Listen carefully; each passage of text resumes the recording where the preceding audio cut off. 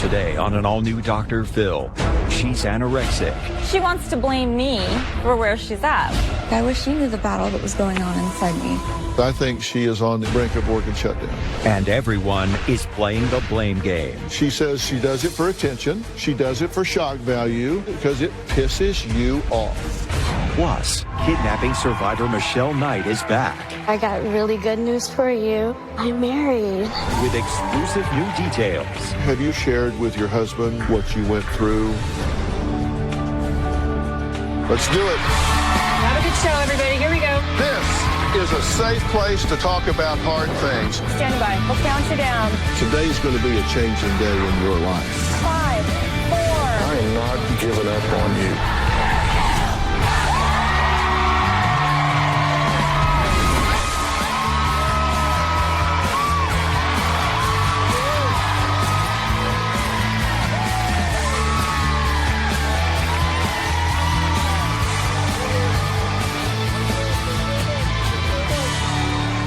Yesterday, we met Jordan, whose eating disorder has her 5'6" frame down to a shocking 75 pounds.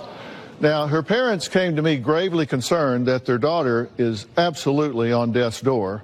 Jordan revealed that a big reason she continues to starve herself is to purposely punish her mother, Angela, who she says her eating disorder is aimed directly at. Angela and stepfather Bob say they are out of options for saving Jordan's life because they claim she refuses to be saved. Here's what happened yesterday. Jordan is obsessed with having the perfect body and has literally starved herself to try to get it. Jordan's lost about 75 pounds over the last 8 months. She's really emaciated. You can see the bones in her face. Her eyes are sunken in, her body's sunken in. I can't stand to look at Jordan anymore. She reminds me of a shriveled up little old lady. You recognize that at 75 pounds, she is absolutely on the thresh of organ shutdown, right? Mm-hmm. You spent $100,000. She's been in inpatient treatment 4 times. 5 therapists have essentially fired her. What would you do different? Maybe I enable her too much. She wants this food. She wants this treatment center. She wants... Do you think that's wrong? Yeah. But it's not working, so why do you keep doing it? I don't want her to die. I don't think Jordan wants to get better at this moment. She likes to be a victim. She just wants to continue to get the attention and blames everybody else. I don't trust Jordan to do outpatient treatment because she just twists it. She gives lip service. Therapy's a waste of time. I think she needs a boot camp to work her butt off. She needs to work so hard that she's starving and she needs something to eat. Let's put her in a deep hole and let her get her way out. You said you think she is a manipulative liar. We want her to get better more than she wants to get better. Didn't y'all take her out of the last treatment center? Well, $32,000 a month. Right. We don't have that kind of money. Instead of focusing on getting better, she was just focused on how soon can I get out of here. Well, she was up to 154 pounds. Every time she goes, she does well. She puts on weight and she gets healthy physically. And then she's supposed to come home and continue outpatient therapy, and then she doesn't do anything they ask her to do. Anything. You figured she would not do well when she got out. Did you take out a life insurance policy on her? I did. When I look at pictures of myself, I always feel I look disgusting. I just see fat. I'm constantly checking my body. I love seeing the bones sticking out. I've gone 4 days without eating. I have abused laxatives. In the past, I would take 30 a night. The thought of gaining weight is more scary to me than dying. You eat how many calories a day? Probably around 160. And the recommended daily allowance for somebody your height and weight is between 2,000 and 2,400. What's your goal? Why are you doing this? I do want to be 75 pounds, 70 pounds, but I don't want to die.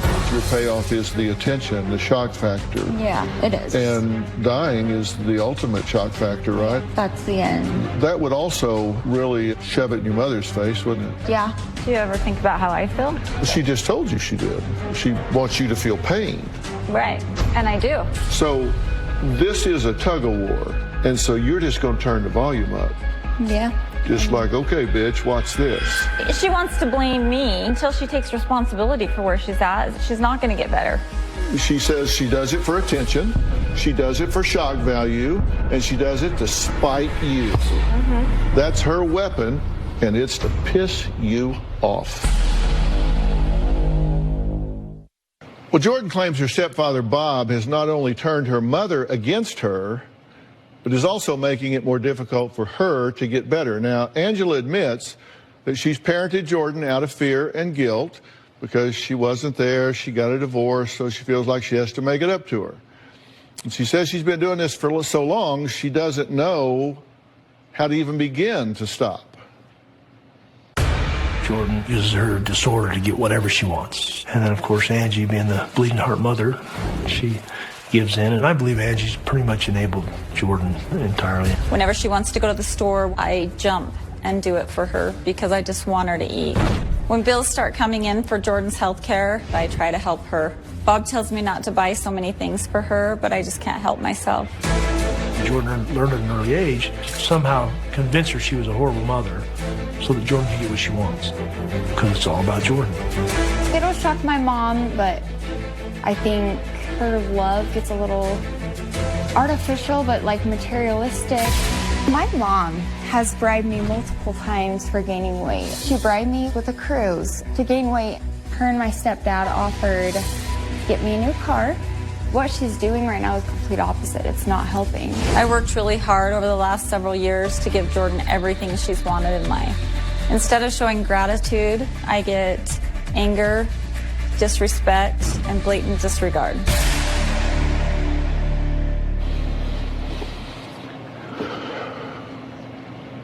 What do you want to say? It's just super hurtful.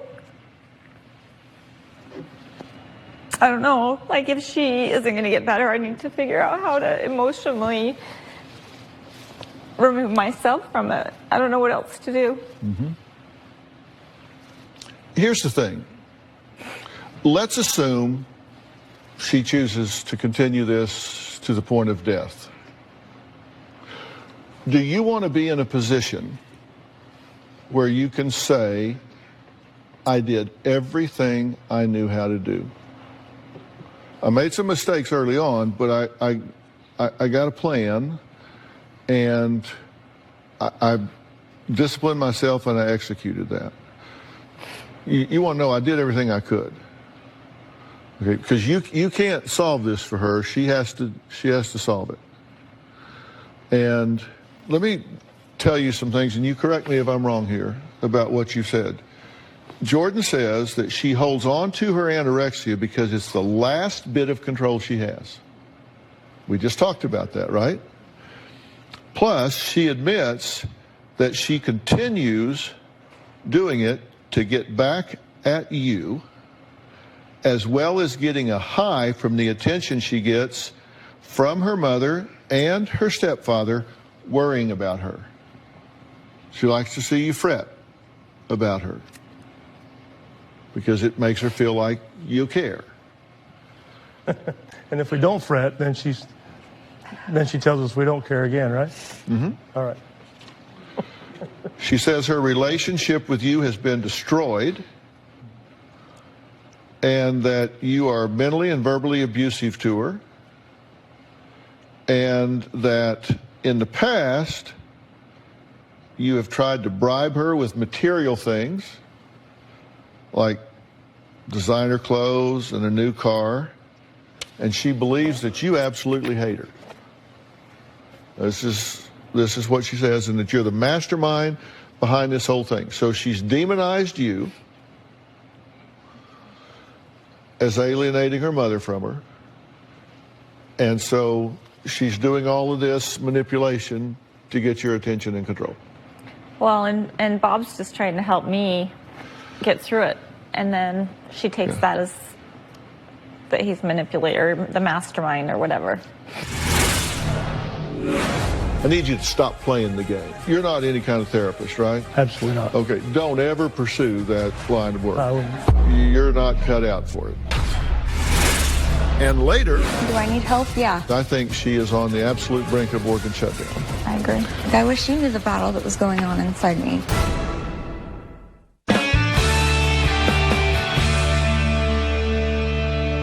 There's some things I want you to change. Okay? Now, I got some things I want to say to her, but I want to talk to you guys about some things here. First off, you're not any kind of therapist, right? Absolutely not. Okay, don't ever pursue that line of work. I wouldn't. Because you're not cut out for it. You're not cut out for it. You don't have the patience for it. It's true. Now, she started doing this for whatever reasons, and we can go back and make a list of potentials, but it's now controlling her. I mean, for God's sake, she's given it a name, and the name is whispering in her ear saying, We agree. you know, just keep it up. Come on, you're doing good. You ate an extra rice check today. Spit it out. You know, it's gotten to that point where she's isolated to the point that she's really withdrawn, and what she wants to do is be alone with her disease. Right? Yeah. We'll get to that in a minute. But here's what I need for you two to do. I need you to stop playing the game. You're playing the anorexia game. Weighing, you know, how much do you weigh? How much did you gain? How much did you lose? Buying special food, eating this, eating that. You got to stop playing that game, because you've entered the world of anorexia. You're starting to be a player in the anorexia drama, and that is enabling. Right. Do you think you're going to discipline her into eating? No. Do you think you're going to shame her into eating? No. Trust me, you're not. So you have to give yourself permission, in fact, require yourself to say, this is not something I can do. So I'm not going to become part of this play. Now, what you can plug into is the mother-daughter relationship game. If she wants to work on that dynamic, then you can talk about that, but not about anorexia. If she wants to talk about the fact that you being loyal to him is at her expense, you can talk about that. Because she doesn't know what she doesn't know. You don't understand. We have different accounts. She has one account for daughter love and another account for romantic significant other love. And she can love him 100% and not affect the balance in her account for loving you one bit. Has nothing to do with it. And you're interpreting this as her loving Bob as being at your expense. That she's divided that love in half, 50% for him, 50% for you. No, it's not. It's 100% for him, 100% for you. This is not a competition. You're both on the receiving end.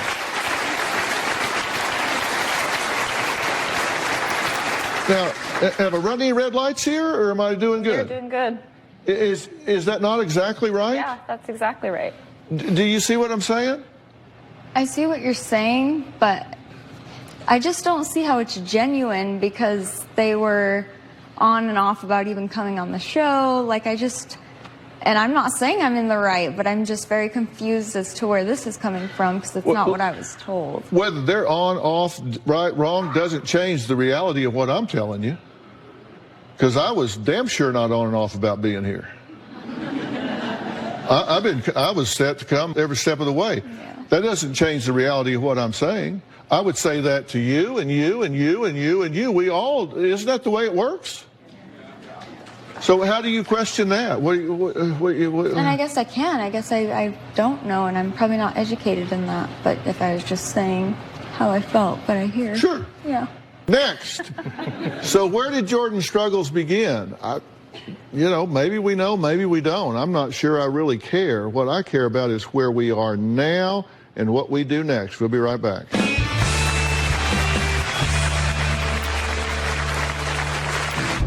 I was just harshly bullied in middle school, and it was for my weight. A few times was told to go kill myself. Jordan always goes back to the body image thing from high school. Like, we've all been bullied in high school at one time or another, but we don't turn anorexic. And later, Michelle Knight returns to share special news with Dr. Phil. I got really good news for you. Dr. Phil, I'm married.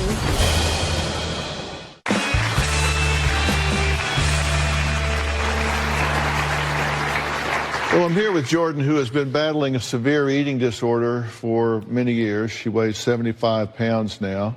She's 5'6". This has gotten to the point where it is life-threatening. So what do you want from your mother that you're not getting besides getting rid of him? I still feel that you guys think, however long it's been I've had it, that I just need to be over it, when in fact it's been at its worst, and so I need some understanding, because I feel like in your eyes I have to be perfect with this outpatient team, and I get so scared of like the retaliation of, you lost weight this appointment, like you're in trouble. You yell, you get mad, and it's like, at one point I get how exhausting it is, but at the same time, like, I wish you knew the battle that was going on inside me. And it's not that easy because this is my 10th year of anorexia. What is it you want them to understand that they do not understand? This is a great time to give it a voice. To understand that I need some control in my life too. That because you have the guardianship, you don't get to control everything. Like, I just feel like, let me have some control and learn from my mistakes, and I'm hoping I do. I hope that does help. But I mean that in the aspects of friends who I hang out with, I mean the whole realm. What is it you want the freedom to do that you don't have the freedom to do? To pick and choose my friends, to pick and choose. That's one. What else? Pick and choose what I do throughout my day, to pick and choose my job, to pick and choose what TV shows I watch. I mean, I just feel like... What job, though? I would love for you to have a job. Do I need help? Yeah. But I need... And honestly, I don't know. I haven't had it. I've never had this opportunity because I feel like I've been controlled for so long. So, I mean, it's really hard to say. No, I think you're doing a good job. I think you've articulated some things that seem very reasonable to me. Perception is reality. I mean, if you perceive something to be a certain way, then, and we tend to believe what we tell ourselves, then to us, that's our prison. You know, that's our reality. Right. And she's 23. Right. And she has this illness that's going to be dealt with in a different way. I am telling you, look, I've been in this profession for 45 years. This is not the first or worst anorexic I've dealt with. Many have died. I'm sorry to tell you, many have died. I've seen many in the hospital, and they never got out. She has time to turn this around. And I can tell you, if you don't unplug like I'm telling you, and you can do, then nothing's going to change here. She's telling you her currency is attention. Her currency is shock value. And she's doing bad behavior to get it. You just don't reward bad behavior. You just don't reward bad behavior. Whether it's a 2-year-old falling down in the aisle at the grocery store having a tantrum, or a teenager yelling and screaming at you, or whatever. You just don't reward bad behavior. When you reward something, it tends to repeat. Right. When you withhold reward, it tends to extinguish. Right. You're rewarding bad behavior. She's saying, here's my currency, it's attention. Mm-hmm. And what are you doing? Doing it. You are not attending, you are obsessing. She's asking for some freedoms. And I would really encourage you to take a leap of faith. She's got to have less to rebel against than she does now. I mean, what do you got to lose? Because where you're headed's not good. Right. And speaking of people that she chooses to hang with, one of the friends Jordan has chosen is Zach. And we're going to meet him next.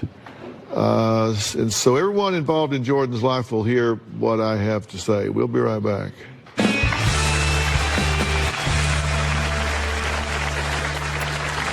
Zach has been the most supportive person I've ever met. Zach went through my workshop. He stole $26,000 of merchandise. I did not steal from Bob's shop. Whose kid in their right mind would actually date somebody that robbed us?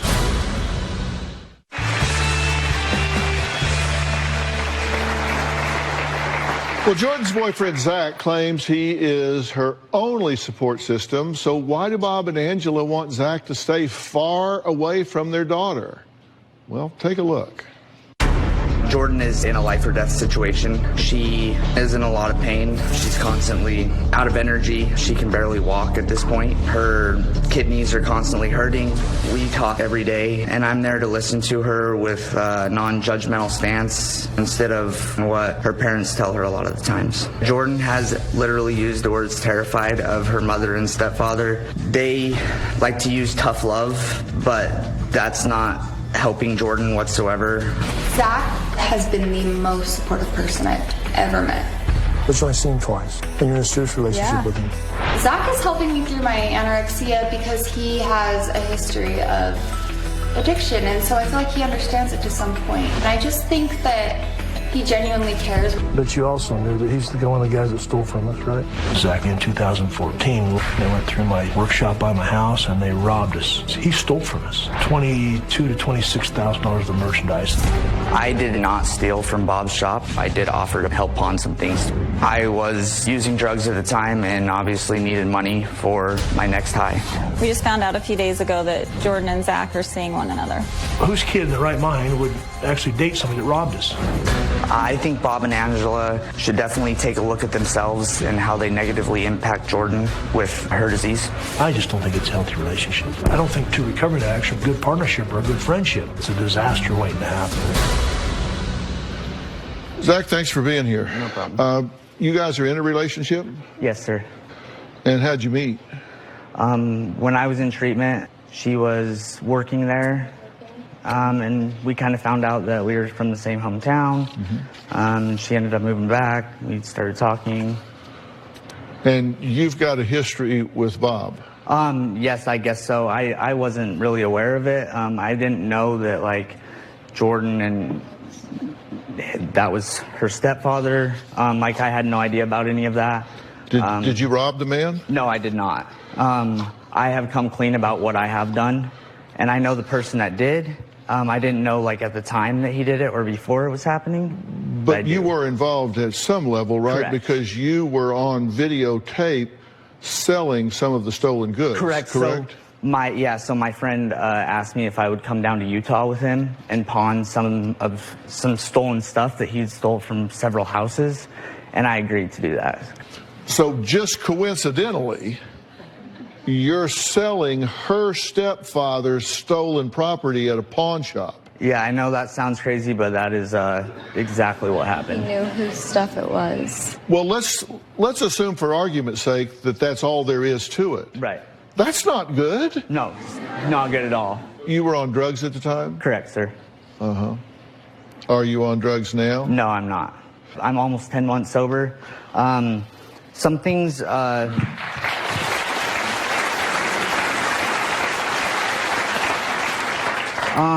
Could you pass a drug test today? Absolutely, I would be happy to. And I would also be happy to take a lie detector test about stealing from, like, I'd be happy to do that. Like, I don't think you guys are bad people, and I think you do love her. I think that there's some things that need to happen and change, but, like, I have really worked on myself and changed my life. And I've seen it's possible, but I've been at a hopeless place, and I've been to the bottom. I've been on the streets of Salt Lake City, homeless, you know, and sometimes, like, these emotions that I get and stuff are hard to cope with and deal with. It's something new that I'm learning how to do. So. Well, are you this is a very ill young woman. Absolutely. Are you in a position to be a healthy influence in her life? I absolutely believe that I am. So where did Jordan and her family go from here? Well, I'm going to tell them what I think after the break. It's going to be very specific.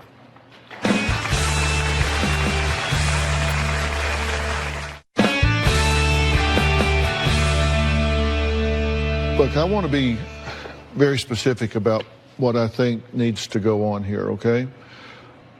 Two things need to happen. Her health needs to be protected, Right. which means she has to be very closely monitored medically. Right.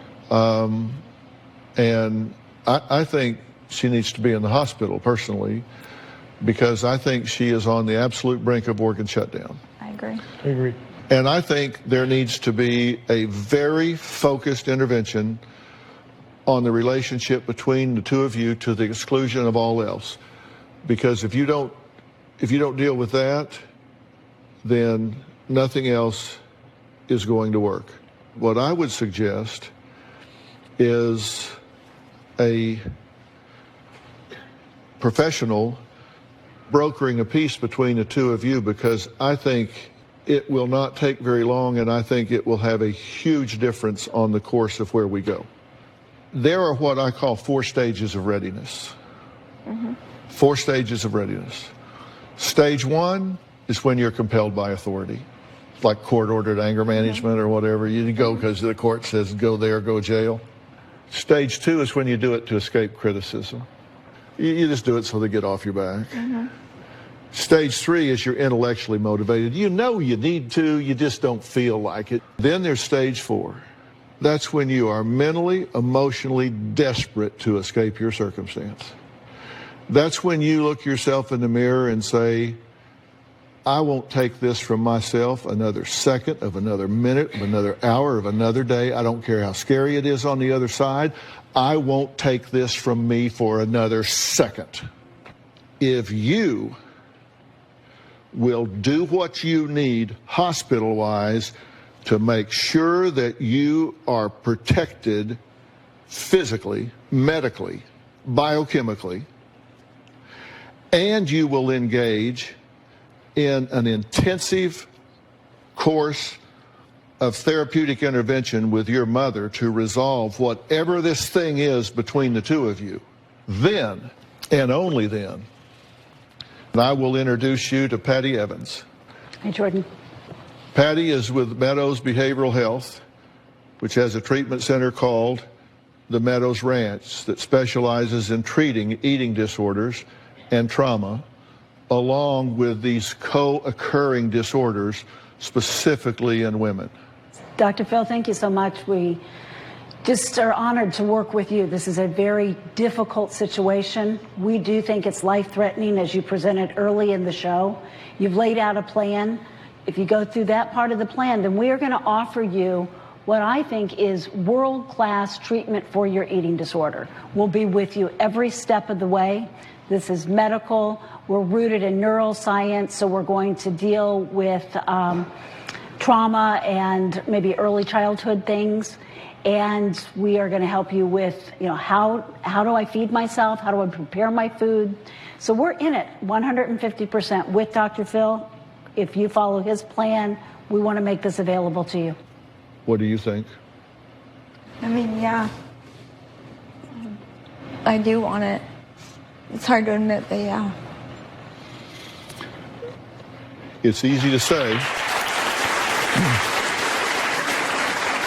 It's easy to say, and it is much harder to do.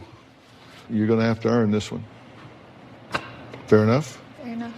Coming up, she survived 10 years of captivity inside Cleveland's infamous House of Horrors. Michelle Knight is back and has some incredible news she wants to tell me. That's next.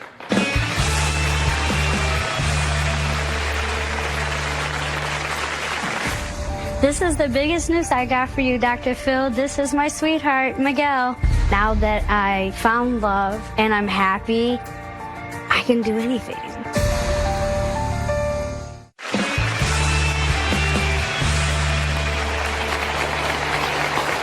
The world was introduced to Michelle Knight right here just months after she was freed from Cleveland's House of Horrors. She spent more than a decade in captivity, chained up, beaten, tortured, and abused by Ariel Castro. One man is now being held responsible for more than a decade of horror. Help me, I'm Amanda Berry. I've been kidnapped and I've been missing for 10 years. Amanda Berry, Gina DeJesus, and Michelle Knight are all safe and sound tonight. Authorities say the victims spent much of their captivity bound, either in the basement or on the second floor of Castro's house. He gets you in this room. What did he tie you up with? One of those orange extension cords that was tied up like a fish, an ornament on the wall. I was hanging like this, my feet, and it was tied by my neck and my arms. Are these the chains? Yeah. So these heavy, rusty, filthy things were around your neck and your waist. Yeah. I was basically chained to the bed. I only had this much chain space, so I couldn't like reach a window or anything. I want to talk about the day you escaped. We found them. We found them. Did you know at that moment that you were free? Yeah. What was the first thing you wanted to do? I wanted to kiss the ground that I was walking on and thank God for letting me get out of that hellhole. 1 year after being rescued, Michelle is stronger, happier, and finally free. Please help me give a warm, warm welcome to this inspiring young woman, Michelle Knight.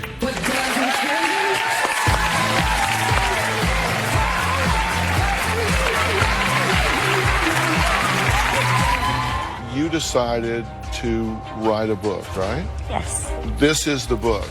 What was it like to It was do more this? than likely a healing experience. It helped me go through all the emotions that I couldn't do on my own. On Lifetime, a true horror story coming back to life, the Cleveland kidnappings.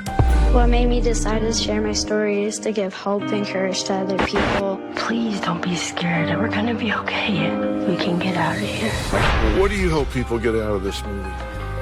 Michelle is more than just a victim, okay? She's a survivor. I adore her. She changed my life. Well, now, almost 5 years after beginning her new life, Michelle has written a brand new book called Life After Darkness. And in it, she reveals how she finally found peace, happiness, and yes, even love. Take a look. I am feeling really good. I am very enthusiastic about how my life is going right now.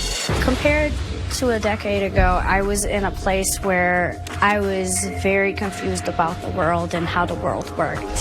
Now my life is more exciting. I'm doing a lot of new things. My focus right now is helping others. I'm a motivational speaker that goes around the world speaking on the behalf of missing and exploited children, human trafficking. And I want the people out there to know, including the mothers, that they can have strength, they can have hope, and their child will come back. I wrote my second book, and it's called Life After Darkness. It's about my life now and the joys that I'm having. My journey into trusting again, it was a long and painful road. I came so far and everything is so peaceful now. Buying my first home and feeling safe was the most important part. I painted the whole house myself. I also painted pictures that I put on the wall. I also have my lizard, Marla. She's over there in the corner. That is a grandfather clock, and I love it so much. Me and my sweetie picked it out together. This is the biggest news I got for you, Dr. Phil. This is my sweetheart, Miguel. She's a lot different than any person I've ever met. You know, she's been through a lot of things, and it still surprises me every day how strong she is. I love him so much, and he's been a great support system for me. Now that I found love, and I'm happy, I can do anything.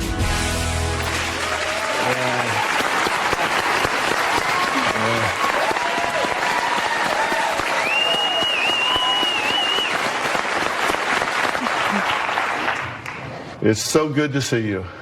It's so good to see you. I got really good news for you. Well, yeah, I understand you have a big announcement, so Yes, tell us what I it do. is. Dr. Phil, I'm married. So, wow. Oh, my gosh. Now, you and I know how big a deal that is, right? Look at these wedding pictures. He's a sweetheart. He's a gentle giant. He helps me through a lot of my struggles, but I don't let those struggles affect how I live my life. Right. I still move forward. Right. Well, now, you have written this really uplifting book, Life After Darkness, and I want to read an excerpt from this because it goes to that. It says, "The first time he told me I was beautiful, I had trouble believing him. I had always been told I was ugly. I had been bullied for being short, for my weight, my clothes, my hair. I had been called names that made fun of my looks. But when Miguel said the words, 'You're so beautiful,' I began to realize that he was talking about the me he saw deep inside.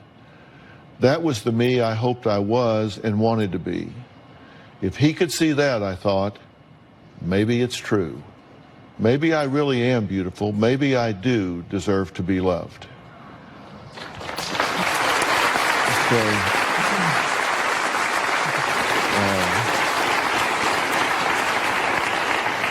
that was an important reckoning for you, wasn't it? Yes. How'd you meet? Oh my. We met through mutual friends. And then one day, didn't even realize he was in the same place that I was. I'm walking out of the bathroom. He's walking out of the bathroom. I was looking at my phone, and he was looking at his phone, and we collided together. Yeah. And then I looked up, and I was like, that's you that I've been talking to. Yeah, that's you. And then he looked down and he was like, oh my gosh, I can't believe it. All right, coming up, Michelle reveals how her new marriage has already hit a few bumps in the road. That's next. Well, we are back with Michelle Knight, who survived being kidnapped and held captive for more than a decade in Ariel Castro's Cleveland House of Horrors. Now, she has written a new book called Life After Darkness, and this is just terrific. Why did you decide to write the book? I decided to write the book because millions of women and children were asking me on Facebook, how do I do it? Yeah. How do I survive each and every day? You've worked so hard, and we've stayed in touch, and I've seen the courageous things you've done and overcome. Have you ever shared with your husband the details of what you went through? Have you shared that part of your reality with him? Yes, I have. And when I first told him, it took a while before he could actually comprehend what was going on and how I felt. And it took a while before he was like, you know what? I don't want to know more. Does he make you feel safe? Yes. Yeah. He's my little safe teddy bear. Yeah. Well, it's time. I mean, and you deserve that. So it's so great to hear. Well, I am so glad that you have written this book, and Michelle's new book is Life After Darkness. It is available on May 1st, and you need to be sure to pick up a copy. Her story is beautiful. It's inspiring, and I can tell you it is a must-read, and everybody in my audience today is going home with a copy of this book. For more information, you can go to drphil.com. Thanks so much for watching. Michelle, thank you so much.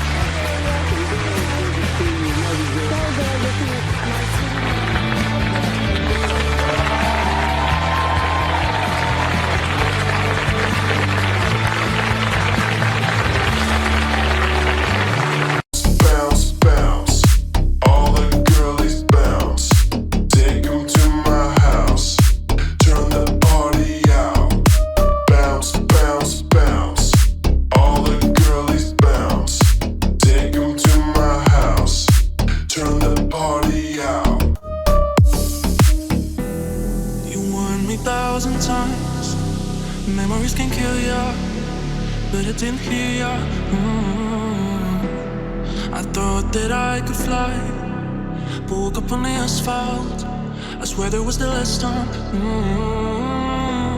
I've always been naive, call it.